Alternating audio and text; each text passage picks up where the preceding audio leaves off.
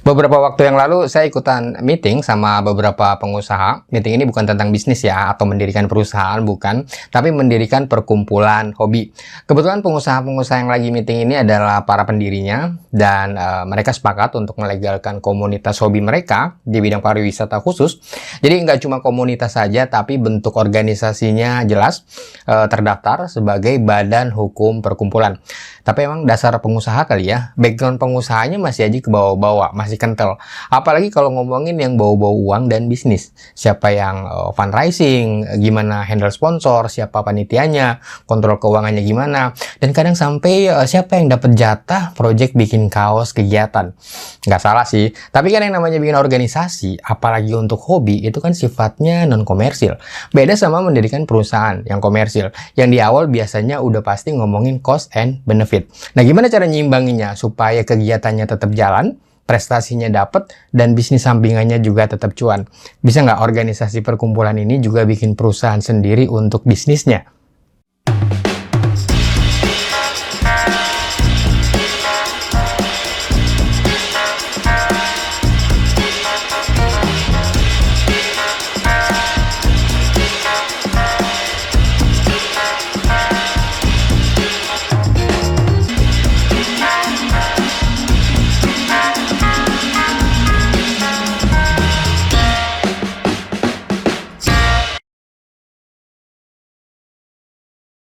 Jangan dibayangin kalau mendirikan organisasi perkumpulan itu sama seperti mendirikan perusahaan.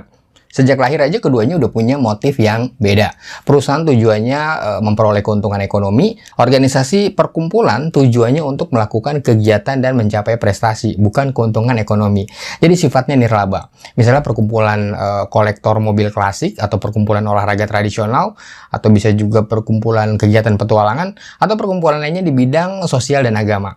Nah, tujuan perkumpulan ini kebanyakan untuk mengekspresikan minat dan hobi anggotanya, yang tiap hobi pasti punya prestasinya masing-masing ya. Jadi ngejar prestasinya, bukan aspek komersilnya.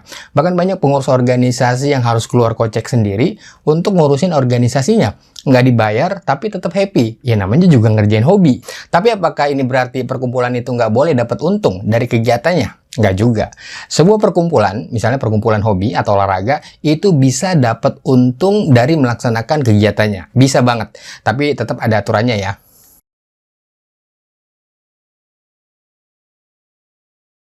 Pertama kita bahas badan hukumnya dulu ya, supaya jelas eksistensinya. Secara hukum, badan itu adalah kumpulan orang, lebih dari satu orang, yang semuanya punya minat dan tujuan yang sama. Badan ini bisa badan hukum, bisa juga bukan badan hukum. Sebuah perkumpulan itu bentuknya adalah badan hukum. Definisi ini ada di Peraturan Menteri Hukum dan HAM di nomor 3 tahun 2016. Jadi sesuai Peraturan Menteri, yang namanya perkumpulan itu adalah badan hukum. Jadi kalau ada beberapa orang, misalnya nongkrong di sebuah kafe, misalnya 5 orang teman lama gitu ya, teman kuliah, dan mereka lagi ngerencanain mau katakanlah mendaki gunung bersama. Mereka berlima sepakat menentukan tujuannya, rencana pendakiannya, split the bill untuk biaya pendakian, dan kelimanya punya tanggung jawab yang sama. Nah, kelima orang ini bisa dibilang adalah badan, tapi bukan badan hukum, jadi nggak bisa dibilang perkumpulan. Untuk menjadi badan hukum, para pendiri atau anggotanya harus mengajukan pengesahan badan mereka sebagai badan hukum. Nah, pengesahannya nanti ini dilakukan di Menteri Hukum dan HAM. Caranya, pertama, para pendiri perkumpulan harus bikin anggaran dasar dulu, dan bikinnya ini di notaris. Jadi pergi dulu ke kantor notaris, minta dibikinin anggaran dasar perkumpulannya. Setelah anggaran dasar jadi dalam bentuk akte notaris, kemudian anggaran dasar ini nanti didaftarkan di Kementerian Hukum dan HAM. Nanti yang mendaftarkan ke Menteri Hukum dan HAM adalah notaris yang bikin akte pendiriannya. Nanti setelah pendaftarannya diterima, jadi para pendiri akan mendapatkan SK pengesahan dari Menteri Hukum dan HAM, dan sejak saat itulah secara resmi badan hukum perkumpulannya berdiri, lahir, eksis.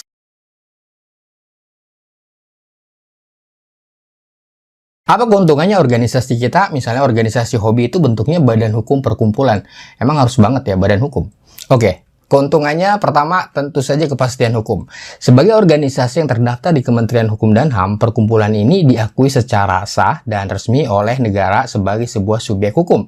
Entitasnya definitif, terdaftar, jadi eksistensinya tidak diragukan lagi. Kalau negara juga mengakui, ya semua orang juga harus mengakui dong eksistensinya. Dan organisasi lain siapapun tidak bisa menggunakan nama organisasi yang sama dengan organisasi yang sudah terdaftar. Keuntungan lainnya, bentuk badan hukum memudahkan organisasi dalam berhubungan dengan pihak lain ya, baik dengan perorangan, dengan organisasi lain, termasuk dengan korporasi, termasuk juga dengan pemerintah. Ini karena perkumpulannya dianggap punya legal standing yang jelas. Misalnya kalau mau mengurus perizinan, katakanlah surat keterangan domisili organisasi (SKDO) di kelurahan atau di pengurusan izin satu pintu, itu prosesnya lebih mudah karena subjek hukumnya jelas, berbadan hukum dan terdaftar di Kementerian Hukum dan HAM.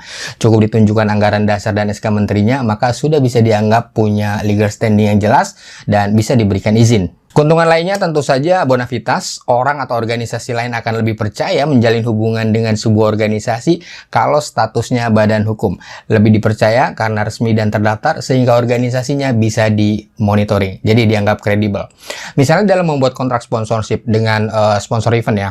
Pihak sponsor tentunya lebih nyaman bekerja sama dengan organisasi yang berbadan hukum karena jelas siapa orang-orangnya yang bertanggung jawab dan mewakili organisasi. Siapa yang harus tanda tangan kontrak sponsor, siapa yang bisa dikejar kalau ada masalah, itu semua nama-namanya ada tercantum di SK Menteri perkumpulannya. Jadi jelas siapa yang bertanggung jawab.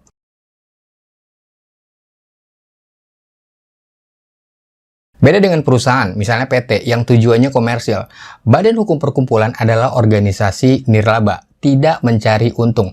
Jadi kalau sebuah perusahaan untung, perusahaan itu harus membagi keuntungan ke para pemegang sahamnya dalam bentuk dividen. Nah, beda nih dengan perkumpulan. Kalau di perkumpulan, kalau ada untung, misalnya sisa hasil kegiatan ya di akhir tahun buku, nah keuntungannya itu tidak boleh dibagikan kepada para anggotanya. Keuntungan itu harus tetap berada di dalam kas organisasi. Begitupun ketika misalnya terjadi pergantian pengurus, uangnya nggak boleh kemana-mana, harus tetap di rekening perkumpulan. Nah, larangan ini diatur dengan tegas di Peraturan Menteri Nomor 3 Tahun 2016. Di sana ditentukan bahwa perkumpulan tidak membagikan keuntungan kepada anggotanya. Nah, meskipun tidak boleh membagi keuntungan, ini bukan berarti perkumpulan itu nggak bisa dapat keuntungan ya dalam melakukan kegiatannya. Perkumpulannya tetap nggak dilarang untuk dapat untung, yang nggak boleh itu membagikan keuntungan kepada para anggotanya.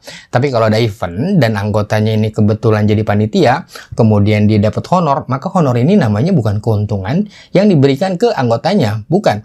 Meskipun anggotanya untung-untung aja. Honor ini kan kategorinya operational cost, jadi nggak bisa dianggap untung perkumpulan yang dibagikan kepada anggotanya. Kalau keuntungan perkumpulan tuh misalnya gini, sebuah perkumpulan bikin kegiatan, misalnya festival kebudayaan. Bisa aja dalam kegiatan itu perkumpulannya mendapatkan sisa hasil kegiatan yang secara ekonomi bisa dianggap sebagai keuntungan. Misalnya anggaran kegiatan festivalnya 400 juta dan yang berhasil dikumpulkan dari tiket dan sponsor 500 juta. Maka kegiatan itu punya sisa hasil kegiatan 100 juta yang secara praktis bisa dianggap sebagai keuntungan. Nah, kalau keuntungan perusahaan bisa dibagikan ke para pemegang saham, kalau di perkumpulan sisa hasil kegiatan itu meskipun dianggapnya untung, nggak bisa ya dibagiin kepada anggotanya. Harus tetap berada di dalam kas organisasi, kecuali kalau perkumpulannya bubar dan asetnya dilikuidasi.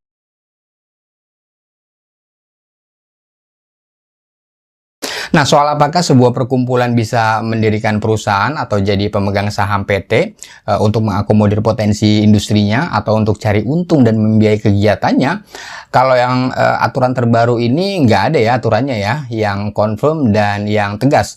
Termasuk di Peraturan Menteri Hukum dan HAM. Kalau secara teori dan regulasi, karena perkumpulan itu adalah badan hukum, maka perkumpulan itu bisa mempunyai badan usaha.